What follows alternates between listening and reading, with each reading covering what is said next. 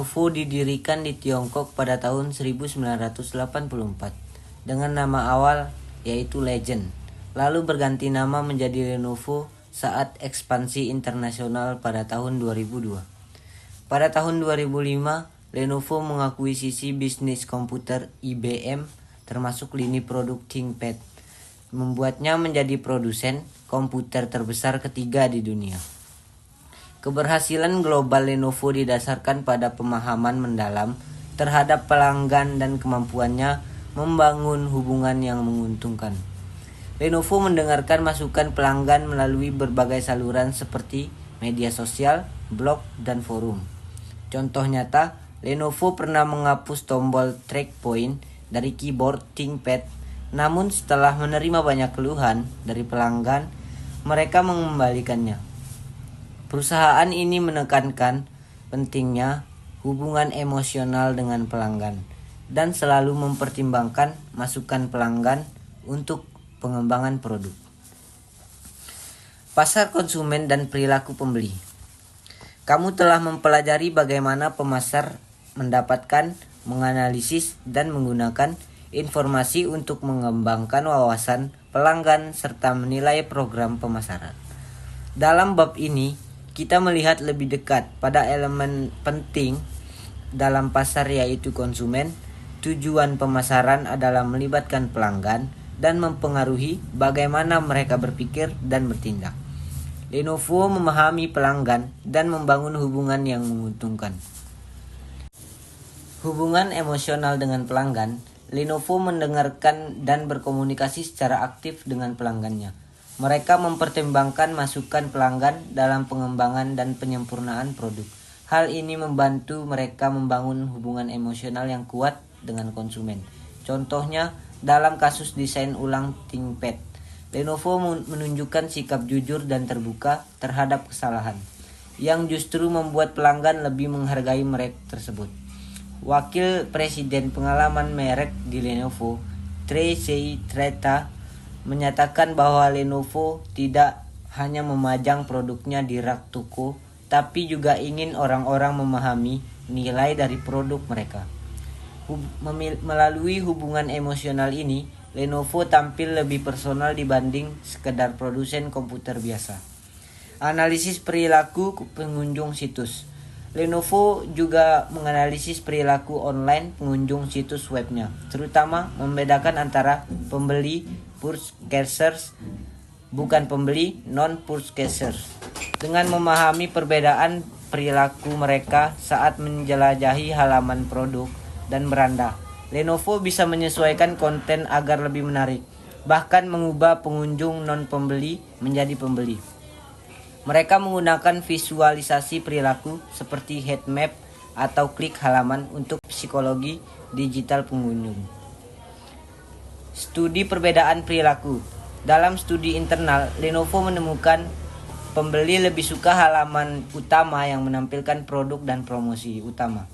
Non-pembeli cenderung melihat ulasan produk, membandingkan spesifikasi, dan membaca panduan dalam bentuk teks. Lenovo lalu menggunakan data ini untuk meningkatkan pengalaman pengguna dan meningkatkan konversi penjualan. Diskusi online dan keterlibatan pelanggan. Lenovo juga aktif mengikuti diskusi online di blog dan forum pihak ketiga mereka. Bergabung dalam diskusi, mendengarkan masukan pengguna, menggunakan pengguna, membagikan pengalaman dan saran. Dengan cara ini, Lenovo dapat meningkatkan produk dan pelayanan pelanggan secara keseluruhan. Keunggulan Lenovo. Secara keseluruhan, Lenovo lebih unggul dalam hal kepuasan dan keterlibatan pelanggan, memahami dan mendengarkan pelanggan secara aktif, menjalin komunikasi yang interaktif dan real time. Penelitian independen seperti dari Teknologi Business Research (TBR) menempatkan Lenovo di posisi teratas dalam kepuasan pelanggan dan pengalaman pengguna.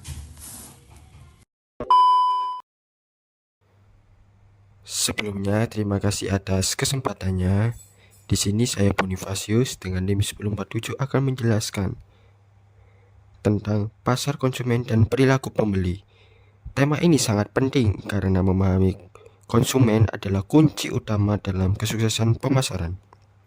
Poin pertama, perilaku pembeli konsumen adalah bagaimana seorang bertindak ketika membeli produk atau jasa untuk dirinya sendiri. Contohnya ketika kita memilih snack di minimarket atau memutuskan membeli handphone baru, itu semua adalah bagian dari perilaku pembeli. Yang kedua, pasar konsumen. Pasar konsumen mencakup semua individu dan rumah tangga yang membeli barang dan jasa untuk konsumen pribadi. Jadi kalau kita belanja bulanan, beli kopi di kafe, atau langganan Netflix, semua itu menunjukkan bahwa kita termasuk dalam pasar konsumen. Poin ketiga adalah model perilaku pembeli. Ada 3 bagian utama dalam model perilaku pembeli. Pertama adalah lingkungan, seperti harga, promosi, budaya, dan teknologi. Kedua adalah kotak hitam pembeli, yaitu proses mental yang terjadi dalam pikiran konsumen. Dan ketiga adalah respon pembeli, yaitu keputusan apa yang akhirnya diambil, produk mana yang dibeli, kapan, di mana, dan dalam jumlah berapa. Yang kelima adalah poin berikutnya adalah faktor budaya. Faktor budaya sangat kuat dalam mempengaruhi konsumen. Misalnya budaya keluarga Indonesia yang suka makan bersama, membuat produk makanan keluarga banyak dicari. Selain itu, subbudaya seperti agama atau etnis juga memengaruhi pilihan produk. Poin yang berikutnya, faktor sosial. Faktor sosial meliputi pengaruh dari keluarga, teman, dan kelompok, bahkan referensi. Contohnya, kalau teman kita bilang sepatu merek A bagus, kita cenderung ikut tertarik membelinya. Poin yang berikutnya, faktor pribadi. Faktor pribadi seperti usia, pekerjaan, pendapatan, gaya hidup, dan kepribadian membuat konsumen berbeda-beda. Anak muda suka produk kekinian, sedangkan orang tua lebih fokus pada kualitas dan fungsinya. Poin yang berikutnya, faktor psikologis. Faktor psikologis meliputi motivasi, persepsi, pembelajaran, dan sikap. Contohnya, kalau kita pernah punya pengalaman buruk dengan sesuatu merek, kita cenderung menghindari di masa depannya, bahkan tidak membeli merek tersebut. Poin berikutnya, proses keputusan pembelian. Dalam mengambil keputusan membeli, konsumen biasanya melalui 5 tahap. Yang pertama, menyadari kebutuhan. Yang kedua, mencari informasi. Yang ketiga, membandingkan pilihan. Yang keempat, memutuskan untuk membeli. Dan yang terakhir, mengevaluasi apakah puas atau tidak setelah membeli. Jadi, memahami perilaku konsumen sangat penting bagi pemasar. Dengan memahami siapa konsumen kita, bagaimana mereka berpikir, dan faktor apa saja yang memengaruhi keputusan mereka, maka kita bisa merancang strategi pemasaran yang lebih efektif. Sekian dari saya, terima kasih. Mengelola informasi pemasaran untuk mendapatkan wawasan pelanggan. Pengumpulan data primer.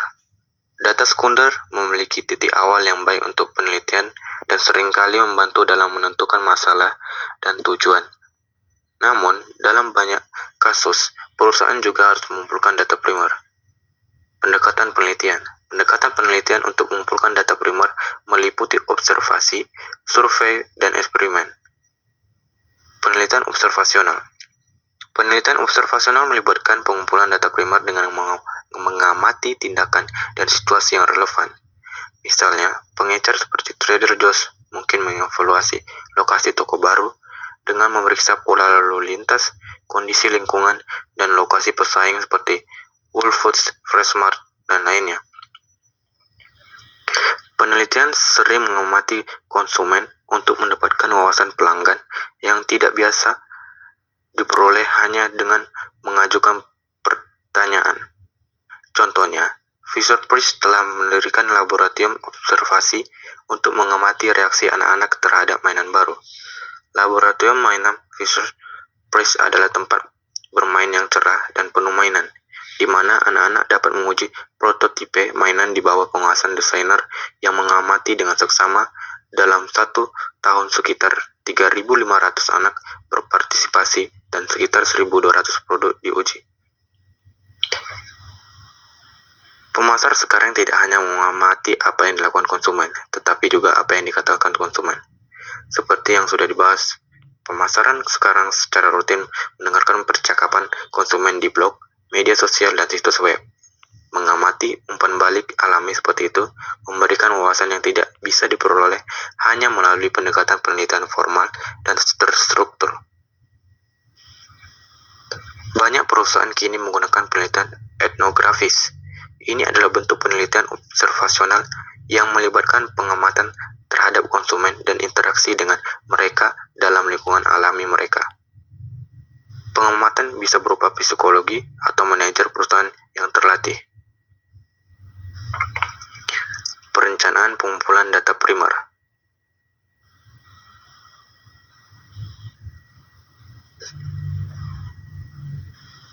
Yang utama ada pendekatan penelitian, metode kontak, rencana sampling, instrumen penelitian. Pendekatan penelitian atau menentukan metode penelitian yang akan digunakan, kemudian metode kontak atau menentukan cara untuk menghubungi responden, kemudian ada rencana sampling menentukan ukuran sampel dan prosedur sampling, dan yang terakhir instrumen penelitian menentukan alat yang akan digunakan untuk mengumpulkan datanya.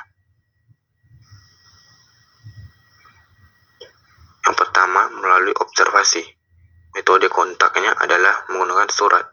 Rencana samplingnya adalah unit sampling, dan instrumen penelitiannya menggunakan kuesioner. Kemudian survei. Metode kontaknya menggunakan telepon, rencana sampling menggunakan ukuran sampel, dan instrumen penelitiannya melalui instrumen mekanis. Pendekatan penelitian yang terakhir adalah eksperimen. Metode kontaknya melalui tatap muka maupun online, dan rencana samplingnya menggunakan prosedur sampling. Pengaruh dari word of mouth atau dari mulut ke mulut sangat besar terhadap perilaku pembelian konsumen. Rekomendasi dari teman, keluarga, atau konsumen lain dianggap lebih kredibel dibandingkan iklan.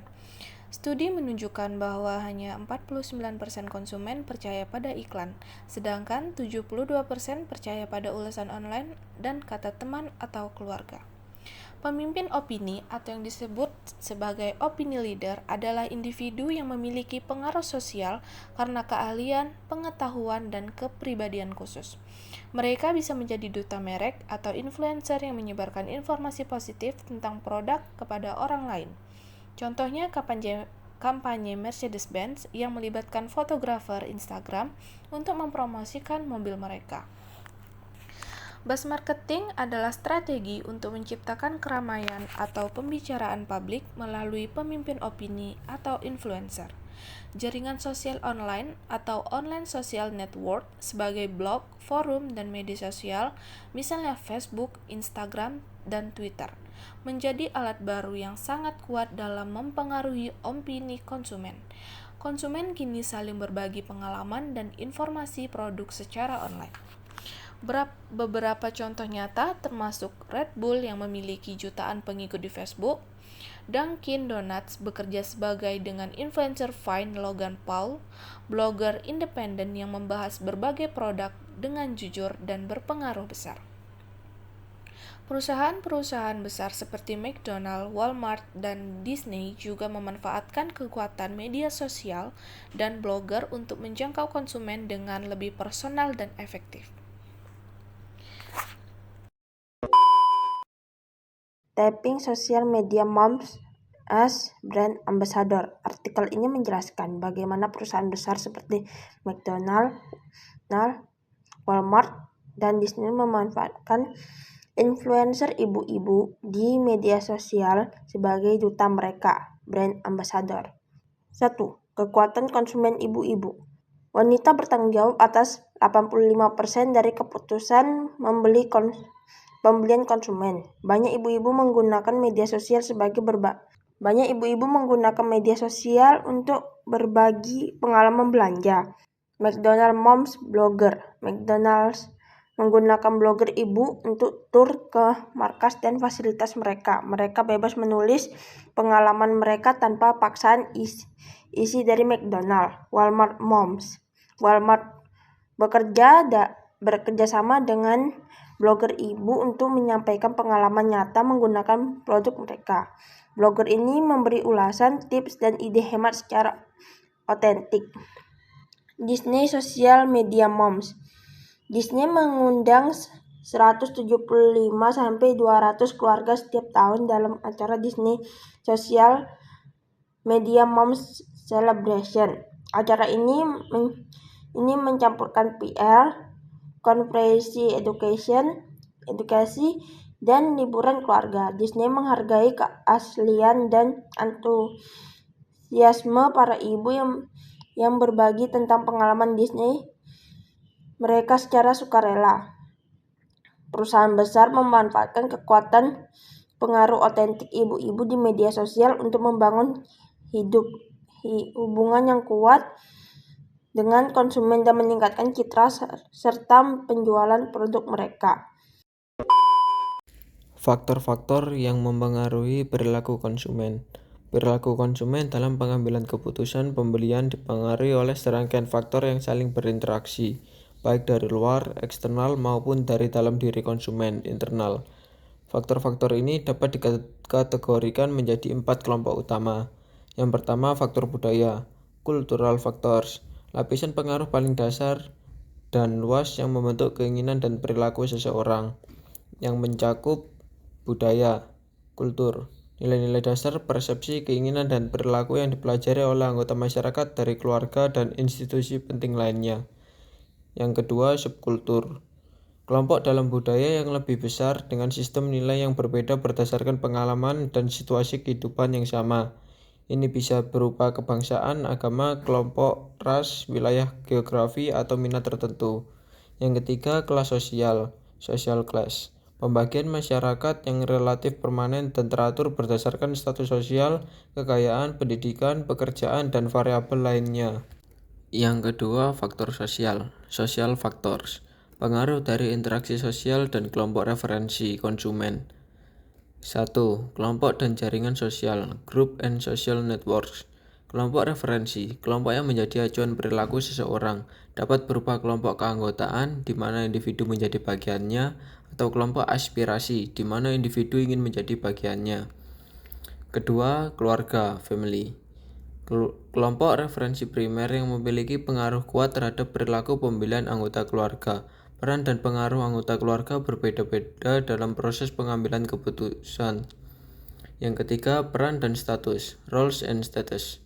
Posisi seseorang dalam setiap kelompok, keluarga, pekerjaan, klub disertai dengan peran dan status tertentu. Peran dan status ini mempengaruhi produk dan merek yang dipilih seseorang. Yang ketiga, faktor pribadi, personal factors. Karakteristik unik individu yang mempengaruhi keputusan. 1. Usia dan tahap siklus hidup, age and life cycle stage.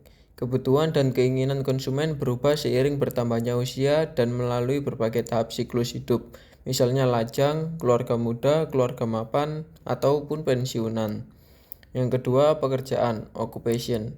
Jenis pekerjaan seseorang mempengaruhi barang dan jasa yang mereka beli. Pemasar seringkali menargetkan kelompok pekerjaan tertentu.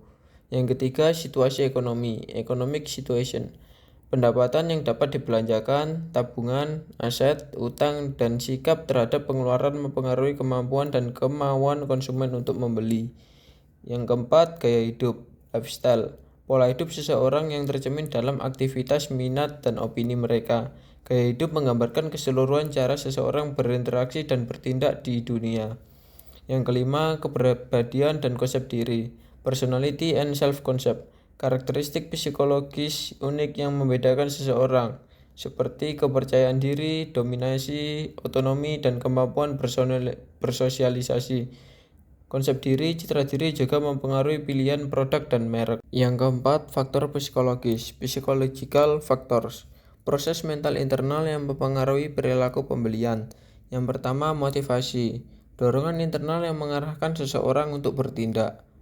Yang kedua, persepsi, proses di mana orang memilih, mengatur, dan menginterpretasikan informasi untuk membentuk gambaran yang bermakna tentang dunia. Yang ketiga, pembelajaran, perubahan dalam perilaku individu yang timbul dari pengalaman. Yang keempat, keyakinan dan sikap. Keyakinan adalah pemikiran deskriptif yang dipegang seseorang tentang sesuatu. Sikap adalah evaluasi, perasaan, dan kecenderungan tindakan yang konsisten terhadap suatu objek atau ide. Sikap sulit diubah dan mempengaruhi perilaku pembelian. Pada akhirnya, tujuan dari memahami faktor-faktor ini adalah untuk mempengaruhi pembeli atau buyer agar melakukan pembelian dan membangun hubungan jangka panjang yang menguntungkan.